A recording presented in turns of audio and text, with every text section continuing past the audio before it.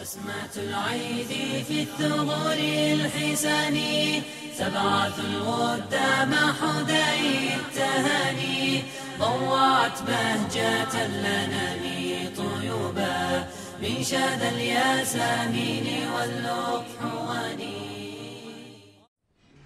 Alhamdulillah, большое хвала Всевышнему Аллаху, что Аллах нам дает такие возможности, чтобы собираться в маджлисах, то, что не было для наших предков. Сегодня, иншаллах, каждый день приближаемся каждым этапом к нашему любимцу пророку, саллаллаху алейхи вассалям, к рождению нашего любимца пророка. Да благословит его Аллах. Аль-халатуль ихтисадия. Сегодня будем рассказывать о экономическом состоянии арабов. Это нам видно будет и понятно будет, если мы посмотрим, как они жили, чем они жили. Основной доход их был от торговли.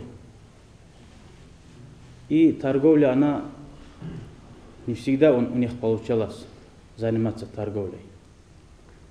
Потому что тогда постоянно между племенами, городами была война. Всегда нападали друг на друга. Безопасности не было. Но все-таки они ценили, уважали вот эти 4 месяца запретные. Но это от них им осталось от Ибрахима, алейхиссалам, Исмаиля, харам месяц. Вот этот момент они свои устроивали ярмарки. Была возможность поехать в другой город, приехать, и по пути никто не нападал. Настолько они уважали, ценили эти месяцы. Не как в наше время. Хоть они кафири, ценили эти месяцы. Аллах вот в нашем Коране тоже говорит, вот 4 месяца запретные. Фала тадлиму фихинна. Вы не притесняйте сами себе, говорит. Вот это. Нам, наш Аллах Та'ала приказывает, это 4 месяца, будьте осторожны. Не как остальные другие месяцы. Аллах может строго наказать в этих месяцах. И они воспользовались вот этим моментом. У них была рынки, которая называется Оказ, как ирский казак, как восточный. У них названия были. Каждый будет иметь роль, в дальнейшем мы поймем. В таком-то базаре, в таком-то моменте. И такой был еще базар Зиль Маджаз. Другой базар был еще Маджанна. Вот так назывались разными именами. Вот так у них основной доход был от торговли. А насчет производства, они были самые далекие народы от этого. У них не было производства. Большинство, они чем занимались, арабы, это было ткань. Кумаш продавали, покупали материал вот это. И еще у них была дибага, дубление кожи, вот выделять, убрать там волосы от кожи, вот дубление кожи. Этим они занимались. И также было сельское хозяйство, как земельные были у них, конечно, и обрабатывать землю, содержать овцов, баранов, верблюд, это тоже у них было. А женщины тоже занимались, работали. Женщины занимались шитьей, шили от материала, или же для воинов шили вот разные штуки, как щит было здесь. Женщины занимались этим, мужчины воевали, женщины готовили. Но, однако, у них была распространена очень бедность, и голод, и обнаженность. Потому что они вот то, что они зарабатывают, 4 месяца они вот могут заниматься. Остальные 6 месяцев они были вот на этом жить. Вот такое у них было состояние экономическое. Вот как раз в прошлый урок один спрашивал, почему Аллах выбрал именно их, арабов, именно там, в Мекке. Как раз к этому сейчас сегодня идет ответ. Аль-Ахляк. Следующий этап – нравы. Какие нравы? Мы рассказали про другие у них гадаты. Никто не отрицает, у них было, конечно, низкие, подлые, дурные обычаи, которые любой разумный человек не примет, никого душа не идет к этому. Но, однако, мы должны знать и не забывать, у них были очень такие характеры, которые можно было гордиться и восхваляться. И человека ставит в шок. неужели разве такой может быть? Вот так, у них такие моменты тоже были, вызывающие восторг человека. Вот сейчас поймем, почему Аллах выбрал именно их. Здесь несколько пунктов, там здесь основные почитали, не всех, конечно, перечисляет здесь. Аль-Карам, щедрость у них была. Как это была щедрость? Они всегда хвастались своей щедростью, гордились. И поэтому мы видим, большинство, половина стихотворений у них адресована на щедрость. Половина стихотворений. Он всегда хвалит, щедрый, щедрый. Или же себя хвалит, или же другого хвалит. К примеру, если придет гость, ты вот человек в состоянии голода, в состоянии бедности, какой бы он бедный ни был, как бы он, вот это мороз, что не имело значения. Раз пришел гость, он взял целый верблюд, резал, который зависела от него жизнь. Вот от верблюда зависит семья, жизнь его семьи. Он взял, пошел сразу, вот это возбуждалось у него, вот это щедрость, к щедрости. Взял, резал такого. Один гость не нуждается на целый верблюд. Он же мог попросить у кого-то, есть мясо, там, килограмм 2. Он идет целый верблюд режет. Что потом сказать, вот я настолько уважал своего гостя. Остальное, что он делал, одна Allah знает. Раздавал. Главное, он резал. Конечно, и дети, наверное, радовались. Раз гость пришел, и такой байрам, целый верблюд на весь месяц. Вот такой у них щедрость была, говорит. И они, еще вот другой. Они, чтобы спасти кого-то, жизнь кого-то, мы же говорили вот про брата, как тухум, они, настолько они уважали, ценили. Если одного из них, кого они любят, уважают, такой будет, ошибку сделал, надо его убить. Есть? Они любым способом старались его защитить его жизнь, чтобы его не убивали. Сколько бы ни пришлось верблюда отдавать, собирали, чтобы его только его оставляли. А сейчас в наше время как? Пускай отвечает, пусть раз нарушил. Вот так они вот весь тухум собирали и чтобы его спасли. Еще одно интересное такое. Они виноград, дерево виноград много хвалит, они арабы стихотворения. Почему, говорят? Они дерево виноград называли дерево щедростью. Ислам это запретил. Почему? Дерево щедрости почему нельзя назвать дерево винограда? Когда человек пьет, он становится щедрее, он о завтра не думает.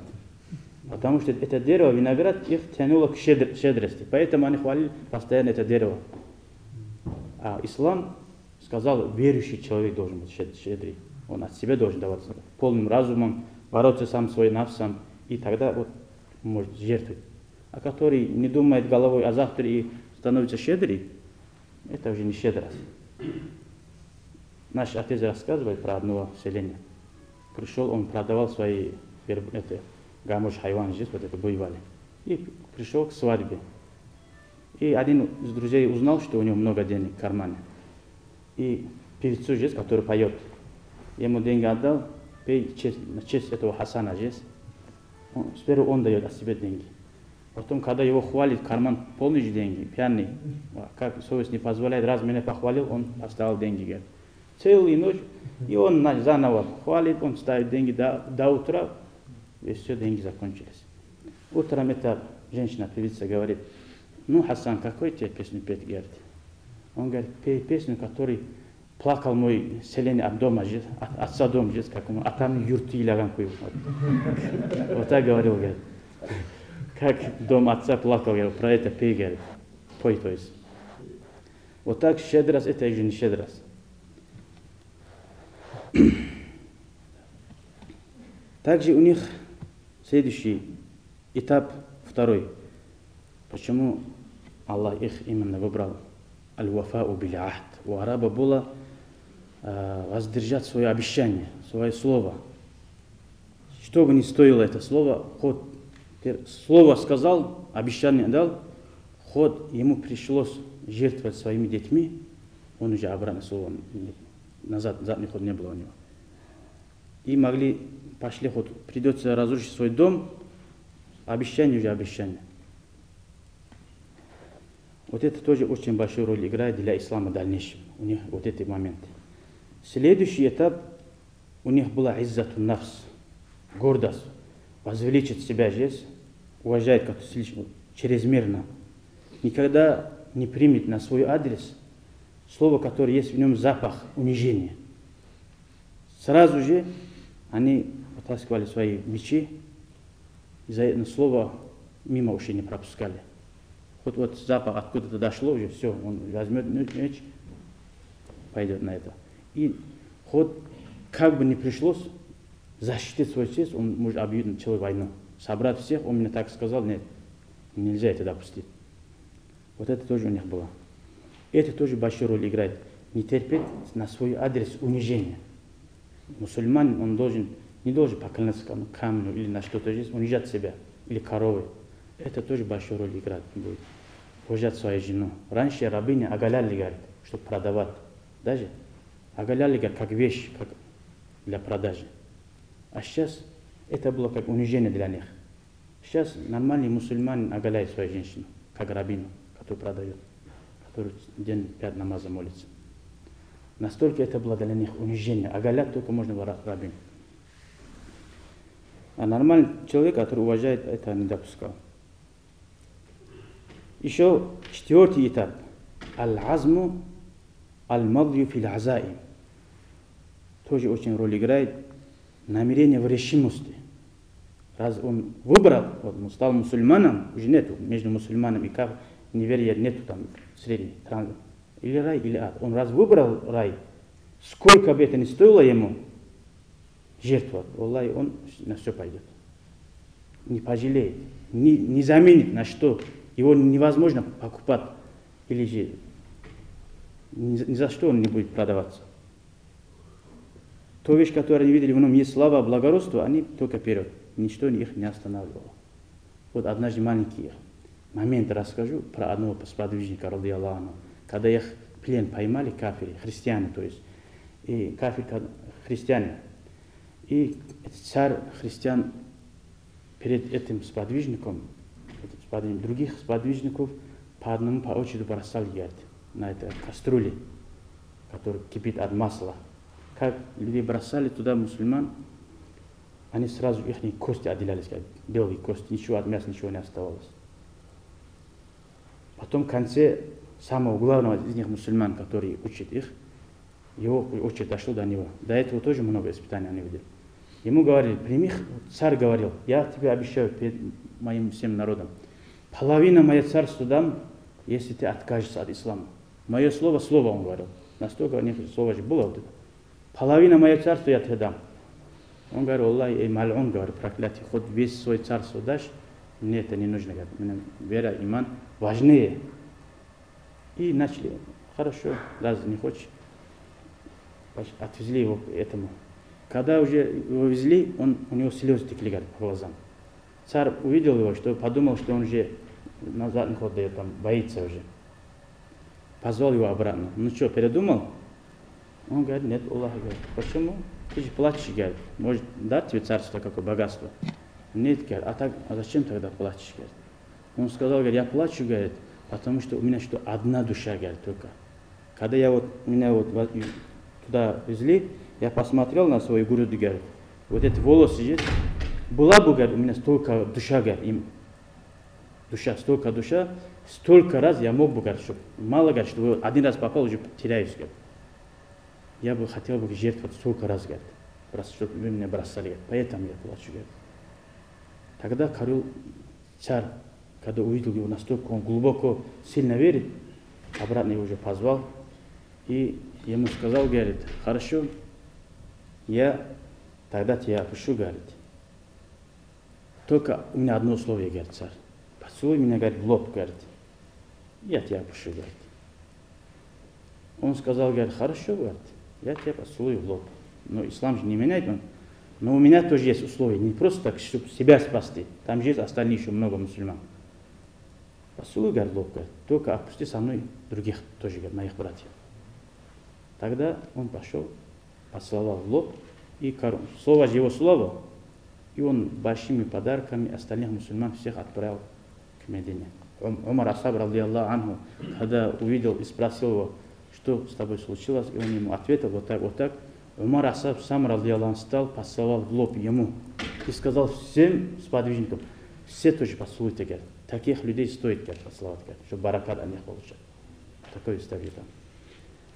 Вот, настолько они ценили свой иман, ценили свои намерения. А мы, как мусульмане, чуть что харам свадьбы тоже пойдем, да? Ну, сами знаете, что у нас творится. Субханаллах. Еще 5-й этап, что у них было? У них была мягкость, благоразумие, да? И великодушие. Но этот поступок, мы не можем сказать, это много было. Мягкость, вот слушать человеку, нет, такое у них было, но мало было. Потому что у них была вот эта гордыня. Раз сказал, не, ты сказал, ты свое сказал, надо тебе отрубить голову. Вот этот характер у них было, говорит, мало. Ну хотя бы, алхамдулилля. Потому что они вот спешили всегда сразу же нападать. 6-й этап. У них было эти бедуины, наивные были, простые. Они как Рим, как Ферзь, они же развитые были. У них не было там политика, кого-то обманывать, для чего-то уже хитрость. У них вот это не было. Они простые люди были. Не знали, вот, что такое обман. Не пачкались этим. У них была все, правда есть правда. Он только правду говорил. И верность. Никогда там обманывать человека, предательство. Такое у них было очень подлое поступком считали это. Поэтому мы видим вот, еще вот эти нравы Аллаху Та'ала один из них. Не все, конечно, мы не знаем. Один Аллах лучше знает. Он создал, для чего он выбрал их, именно их. И местоположение арабов в мире, она как в центре. Сейчас космос показывает, что она как бы и в центре мира. Для всех она доступная.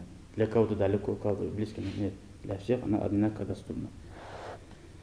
Поэтому еще момент есть, другие моменты. Если ислам, пророк, саллаллаху алейхи, появился бы в Риме или Ферсе, сказали бы, да, образованный человек, там научился, книги прочитал. Арабы, у них не было ничего такого. Простые народы не видели особо, не было у них цивилизации.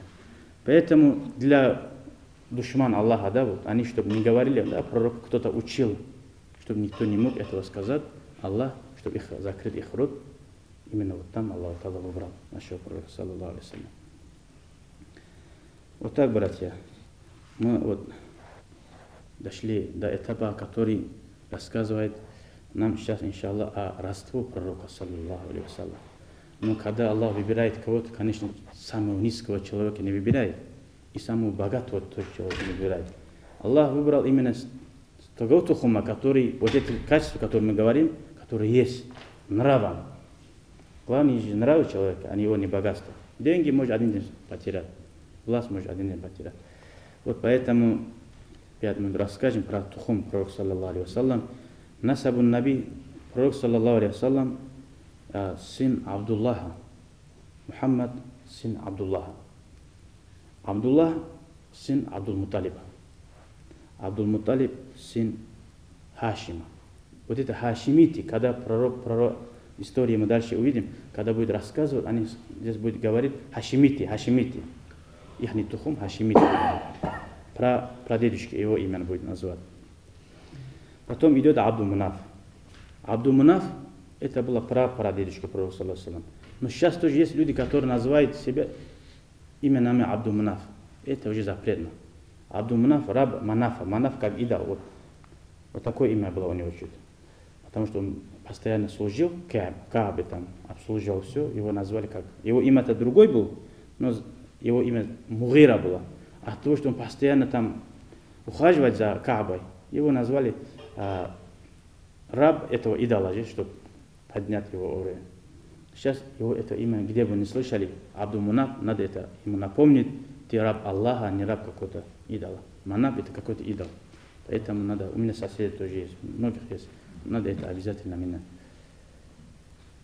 Вот это мы поняли, Абдуллах бин Абдул-Муталиб. Мы поймем, кто такой Абдул-Муталиб. Хашим, что? Хашим, деди пророка, саллаллаху алейхи вассалям. Хашим кто будет? Абдуллах отец, Абдул-Муталиб дедушка, Хашим прадедушка. Кто такой был прадедушка пророка, саллаллаху алейхи вассалям? Он занимался в Каабе, Там же все время проходили паломничество люди. Напоил людей. Кто бы ни пришел, всех кормил. Настолько это должен щедрый человек быть. Занимался этим. Напоить и кормить. Также потом это пошло его брату. Хашима брат был Мутталиб. Потом обратно Хашим, прадедушка идет родному брату, потом от родного брата пришло обратно прадедушка пророка, саллаллаху алейхи вассалям. И вот так, как пророк, саллаллаху алейхи вассалям, иншаллах, это расскажем. Рассказывать будем следующий урок. Как это уже важно, в каком году родился пророк, саллаллаху алейхи вассалям, что случилось в этом году и какие основные действия было родов пророка, саллаллаху алейхи вассалям, в Мекке, чем они выделялись. Дай Аллах, чтобы у нас маджлис был баракатный. Дай Аллах, она продолжалась. И дай Аллах, как мы сегодня здесь собрались, судный день, вместе рядом с пророком, саллаллаху алейхи вассалям, собираться. Альхамдулиллахи раббил аламин. بسمة العيد في الثغور الحسان سبعة الودى مع حدي التهاني ضوعت بهجة الأنام طيوبا من شذا الياسمين واللطحوان.